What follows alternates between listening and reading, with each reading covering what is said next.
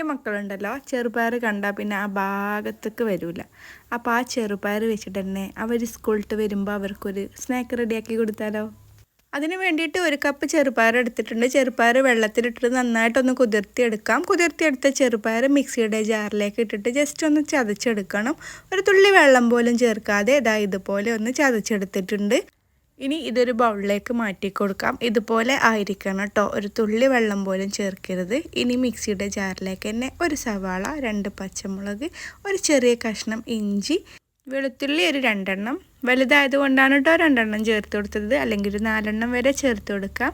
ഒരു 1/2 ടീസ്പൂൺ വലിയ ജീരകവും, 1/2 ടീസ്പൂൺ മഞ്ഞൾപ്പൊടി, 1 ടീസ്പൂണോളം മുളക് ചതച്ചത്, പിന്നെ ആവശ്യത്തിനുള്ള ഉപ്പും 1/2 ടീസ്പൂണോളം ഗരം മസാലയും ചേർത്ത് ജസ്റ്റ് ഒന്ന് ചതച്ചെടുത്താൽ മതിയിട്ട്, അരഞ്ഞു പോവരുത്. ചതച്ചെടുത്തിട്ട് അതും കൂടി ഇതിലേക്ക് ചേർത്ത് കൊടുക്കാം. പിന്നെ കഴിക്കുന്ന സമയത്തൊന്ന് കടിക്കാൻ വേണ്ടിയിട്ട് ഒരു 1/2 മുറി സവാള ചെറുതായിട്ടൊന്ന് അരിഞ്ഞിട്ടും അതുപോലെ തന്നെ കറിവേപ്പില ചെറുതായിട്ട് കട്ട് ചെയ്തിട്ടും ചേർത്ത് കൊടുത്തിട്ട് കൈ വെച്ചിട്ട് ഇതുപോലെ ഷേപ്പ് ചെയ്തെടുക്കാം. നിങ്ങൾക്ക് ഏത് ഷേപ്പിലാണോ വേണ്ടത് അതുപോലെ ഷേപ്പ് ചെയ്യാം കേട്ടോ.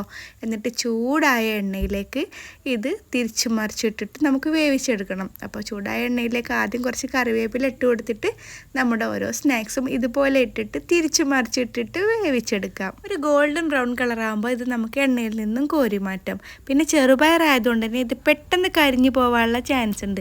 അപ്പോൾ ലോ ഫ്ലെയിമിൽ ഇട്ടിട്ട് വേണം കേട്ടോ തിരിച്ചും മറിച്ചിട്ടിട്ട് വേവിക്കാൻ. പുറം ഭാഗം വേഗം കരിഞ്ഞും പോവും, ഉള്ളു വേവാതെയും ആവും. അപ്പോൾ ഉള്ളൊക്കെ വെന്ത് കിട്ടണമെങ്കിൽ ലോ ഫ്ലെയിമിൽ ഇട്ടിട്ട് നന്നായിട്ട് വേവിച്ചെടുക്കുക.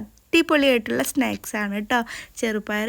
ഇഷ്ടമില്ലാത്ത ഏത് കുട്ടികളും ഇത് കഴിച്ചു പോകും, കാരണം അത്രയ്ക്ക് എൻ്റെ മക്കൾക്കൊക്കെ ഇഷ്ടപ്പെട്ടൊരു സ്നാക്സാണ് കേട്ടോ ഇത്. അപ്പോൾ എല്ലാവരും ട്രൈ ചെയ്ത് നോക്കണേ. പിന്നെ ഞാൻ എപ്പോഴും പറയുന്ന പോലെ എൻ്റെ വീഡിയോ ഇഷ്ടമായെങ്കിൽ എൻ്റെ പേജ് ഒന്ന് ഫോളോ ചെയ്യാനും യൂട്യൂബിൽ കാണുന്നവരാണെങ്കിൽ സബ്സ്ക്രൈബ് ചെയ്യാനും കൂടി മറക്കല്ലേ. അപ്പോൾ ഓക്കെ, ബായ്.